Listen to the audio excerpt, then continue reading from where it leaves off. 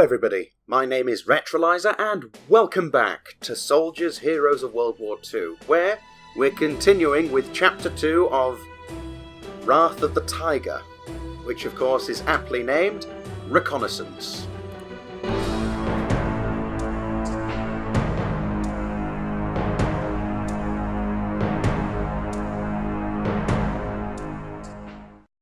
The encounter with the enemy planes and infantry hadn't troubled the Germans, and they defiantly continued towards Villers-Bocage, knowing that any moment scores of Allied armor in the vicinity could attack. To save fuel, which wasn't available until they reached the village, they'd shut down their tank engines just as some other German soldiers appeared.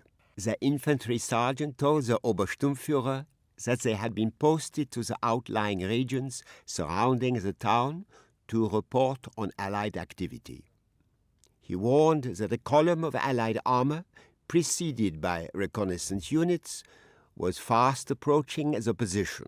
Wittmann reasoned that if the reconnaissance units could be taken care of first, the enemy column would have no forewarning and could be ambushed, leaving them no time to call for reinforcements.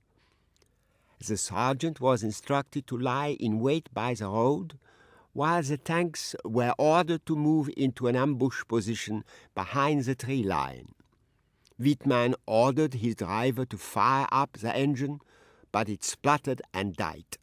The Obersturmführer was not one to miss out on a battle, so ordered the commander and crew of the number 222 Tiger to disembark so he and his crew could use the tank instead.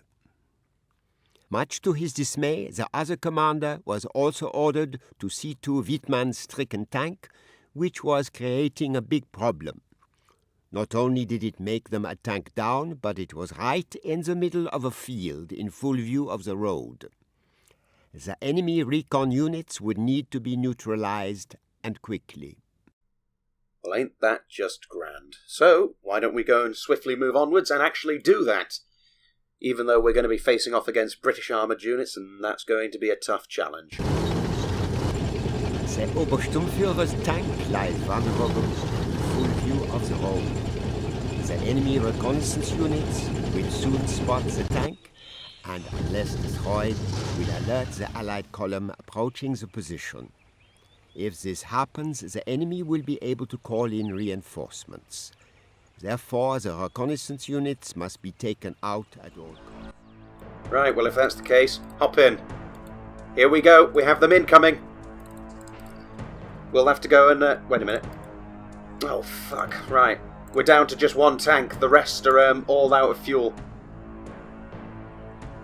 So, without further ado, get that Tiger moving. These two, get yourselves over there and refuel that Panzer IV. We're going to be needing every last tank possible if we're going to be taking out these chaps. What's on the road? Two Dodge trucks. Right, here we go. Morning, fuckers.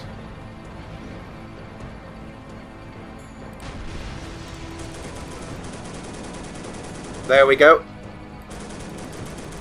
You're all dead now. Now, we need to go and get ourselves into an ambush position. I think that foliage over there would be good. But first, just extinguish the fire by blowing it up. Right, get yourself into position. Glorious.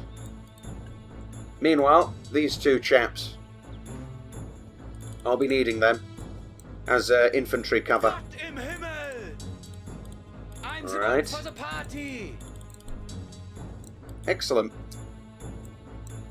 This chap can also get himself moving towards a position to keep an eye out for any British that approach. In fact, we have ourselves British approaching right now. Get moving. Let's see, new mission objective received. Hey, spin that Tiger back round. Right, so Ensure German tanks are not destroyed. Ambush the column and spare no one. Right, well, wait for them to approach. And then open fire. Good shot. The one bad thing about the Cromwell is that as a cruiser tank, its emphasis was on speed, not on uh-oh. This is bad. We have incoming. However, the British infantry are being routed. There we go. Half-track incoming. Not to worry, though. We're certainly doing a good number on them. Destroy. Yep, that got him. What's approaching? An M7 Priest. If I'm not mistaken, that was based on the M3 Grant/Lee chassis, which of course the Sherman was also based off of. And in the end, it was a delightful self-propelled howitzer, which was, amazingly enough, far better than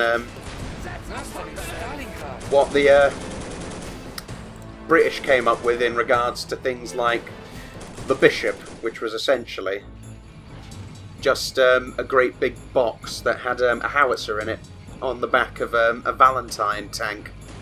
But still, we've got him. Phew! Alright. Well, that was easy enough. And all those British people will go home and never go home again. Still, with that, it is of course time to go and end it there, ladies and gentlemen, for I have run out of time. But don't worry, I'll be back soon enough. But if you can't wait until then, do please check out the selection boxes on my left, or go to the channel itself. There is plenty more to be seen.